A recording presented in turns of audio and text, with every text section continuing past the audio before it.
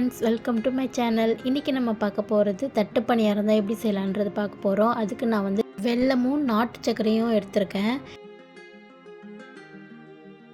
அது கூடவே அரிசி மாவை ஊற வச்சு நல்லா கிரைண்டர்லேயே அரைச்சி வச்சுருக்கேன். நல்லா கட்டியாக அரைச்சி வச்சுருக்கேன். உங்களுக்கு தெரியுதான்னு தெரியல, கட்டியாக அரைச்சிக்கோங்க. அப்புறமா வந்து 1/4 கப் வந்து தேங்காவை துருவி அதில் சேர்த்துருக்கேன்.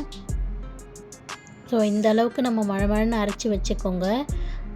இப்போ வெல்லத்தை நம்ம தண்ணி ஊற்றி கரைச்சி எடுத்துக்கலாம். இப்போ அடுப்பில் வந்து கொஞ்சம் பாதி அளவுக்கு தண்ணி ஊற்றி நம்ம இதை கரைக்கலாம்.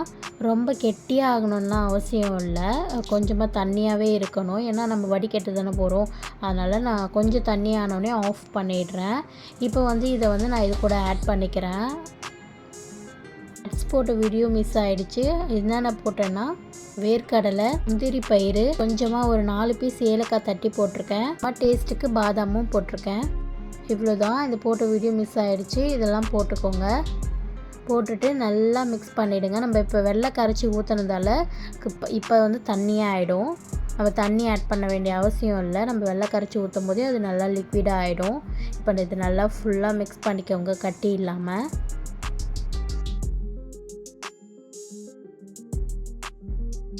ஸ்பூன் அளவுக்கு உப்பு சேர்த்துக்கோங்க.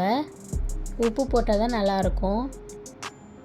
ஸோ இந்த அளவுக்கு நல்லா கிளறி விட்டுக்கோங்க. 3 மணி நேரத்துக்கு முன்னாடி ஊற வச்ச கடலப்பயிறு அதையும் ஆட் பண்ணிக்கிறேன். இப்போ வந்து ஒரு தட்டில் நல்லா எண்ணெயை ஊற்றி தடவிக்கோங்க. இப்போது இட்லி குண்டானில் தண்ணி ஃபில் பண்ணிக்கிறேன். ஸ்டாண்டு வச்சு தட்டை அது மேலே வச்சு நம்ம ஊற்றி எடுத்துக்கலாம். ஸோ இது மாதிரி தட்டில் ஃபுல்லாக ஊற்றிக்கோங்க.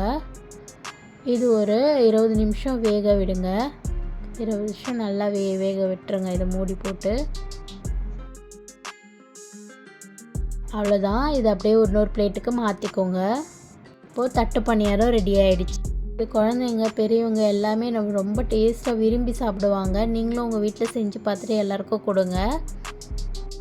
ஸோ இப்போ நான் ஒரு டேஸ்ட் பார்க்க போகிறேன். ஒரு பீஸ் கட் பண்ணி நான் நட்ஸ் வந்து நிறைய போட்டிருக்கேன். ஏன்னா எங்கள் வீட்டில் இருக்கவங்க எல்லாம் நிறைய சாப்பிடுவாங்க. நீங்கள் கம்மியாக தேங்காவை திருவி போடுறதா இருந்தாலும் நீங்கள் திருவி போட்டுக்கலாம். எங்களுக்கு இது மாதிரி ஸ்லைஸாக இருந்தால் தான் ரொம்ப பிடிக்கும். நீங்களும் செஞ்சு பார்த்துட்டு எப்படி இருக்குன்னு கண்டிப்பாக கமெண்ட்டில் சொல்லணும். என்னோடய சேனலை சப்ஸ்கிரைப் பண்ணாதவங்க சப்ஸ்கிரைப் பண்ணிக்கோங்க. பக்கத்தில் இருக்க பெல் ஐக்கனையும் கிளிக் பண்ணிக்கோங்க. நெக்ஸ்ட் வீடியோவில் பார்க்கலாம். பாய்.